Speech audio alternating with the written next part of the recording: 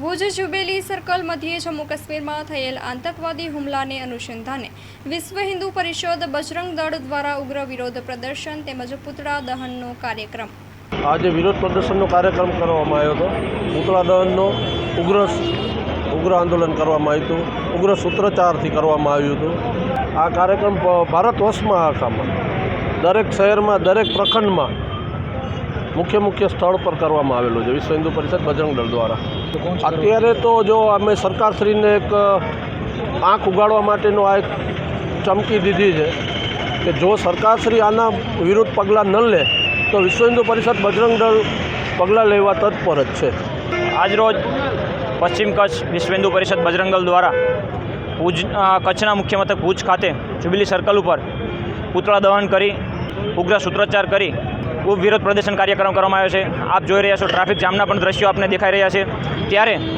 આ તો ખાલી બજરંગ દળ દ્વારા વિરોધ પ્રદર્શનનો કાર્યક્રમ કરવામાં આવ્યો છે। જે કાશ્મીરમાં જે ઘટના ઘટી છે, જે ધર્મ પૂછીને આપણા હિન્દુ ભાઈઓના જે હત્યા કરવામાં આવી છે, નિર્મમ હત્યા કરવામાં આવી છે, 28 નિર્મમ હિન્દુ ભાઈઓની હત્યા થઈ છે, એમાંથી 3 ભાઈઓ તો આપણા ગુજરાતના જ છે અને એક ભાઈની હાલત હજી સિરિયસ છે જે ભાવનગરના છે। તો આના વિરોધ પ્રદર્શનને લઈને આજે જ્યુબિલી સર્કલ પર પુતળા દહનનો કાર્યક્રમ કરવામાં આવ્યો છે। અમે સરકારને એક નમ્ર અપીલ કરીએ છીએ કે આની પહેલાં પણ અનેક આતંકવાદી ગતિવિધિઓ થઈ છે, અનેક ઘટનાઓ પણ થઈ છે। જ્યારે આપણે વાત કરીએ પુલવામા એટેકની વાત કરીએ, એના પછીના મોટી આતંકવાદી ઘટના થઈ છે, તો ત્યારે સરકારને અપીલ કરીએ છીએ કે વર્ષોને 2-3 વર્ષે એકવાર 2 વાર આવી ઘટનાઓ ઘટતી હોય છે, ભવિષ્યમાં આવી ઘટના ના ઘટે એના માટે તકેદારી રાખે અને આવા લોકોને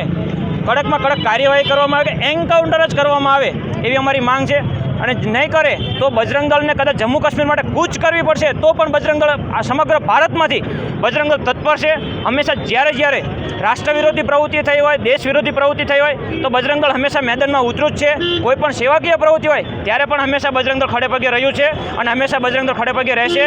તેથી સરકારની 2 હાથ જોડીને નમ્ર અપીલ કરીએ છીએ કે આવા આતંકવાદીઓ વિરોધી કડકમાં એન્કાઉન્ટર કરી અને એક દાખલો બેસાડે કે ભવિષ્યમાં આવી કોઈ ઘટના ઘટિત થાય નહીં।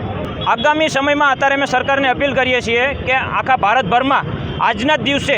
વિશ્વ હિન્દુ પરિષદ બજરંગ દળ દ્વારા દરેક શહેરમાં, દરેક મુખ્ય મથકમાં, દરેક પ્રખંડ લેવલ સુધી આવા કાર્યક્રમ કરવામાં આવે છે અને સરકારની આંખ ઉગાડવા માંગીએ છીએ કે તમે કાર્યવાહી કરો, નકર વિશ્વ હિન્દુ પરિષદ હિન્દુ સમાજ ઉપર જ્યારે તકલીફ પડશે તો હિન્દુ સમાજ ઉપર જ્યારે તકલીફ પડે ત્યારે વિશ્વ હિન્દુ પરિષદ બજરંગ દળ મેદાનમાં ઉતરવા હંમેશા તૈયાર રહ્યું છે અને જમ્મુ કાશ્મીરમાં જઈને કદાચ સરહદની રક્ષા કરવી પડશે તો પણ બજરંગ દળ કરવા માટે તત્પર રહ્યું છે અને રહેશે પણ। દુઃખદ ઘટના કહેવાય જે આ પ્રવાસન માટે આપણે એક વિચાર કરીએ છીએ કે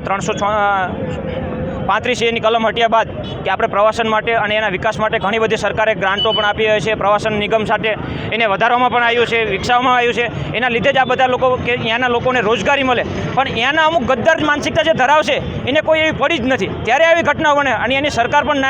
માયકાંગલી કહેવાય કે આવી ઘટના ઘટશે તો એનો જે વિકાસ થઈ રહ્યો છે એ ક્યાંક ને ક્યાંક વિકાસીનો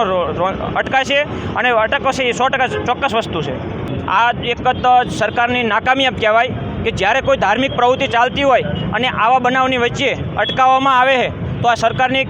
ત્યાંની સરકાર માયકાંગલી સરકાર કહેવાય કે જો એક રામકથાને એક આ હિન્દુ દેશ છે કે આપણે વાત કરતી હોય તો પશ્ચિમ બંગાળની શું ઘટના ચાલુ રહી છે, બાંગ્લાદેશની શું ઘટના ચાલુ રહે છે, તો એક જો હિન્દુ રાષ્ટ્રમાં હિન્દુ સુરક્ષિત ના હોય તો આ સરકારની ક્યાંક માયકાંગલી સરકાર દેખાઈ રહી છે। જ્યાં હિન્દુ સુરક્ષિત નથી ત્યાં સરકારને ક્યાંક ને ક્યાંક દોષી ગણવામાં આવે છે, કારણ કે આ હિન્દુત્વની સરકાર છે, હિન્દુસ્તાન એક જ દેશ એવો છે જ્યાં હિન્દુ સુરક્ષિત છે એવું માનવામાં આવે છે, પણ ક્યાંય તોય હિન્દુ સુરક્ષિત નથી તો ક્યાંક ને ક્યાંક સરકાર પણ દોષિત ઠેરાતી હોય છે।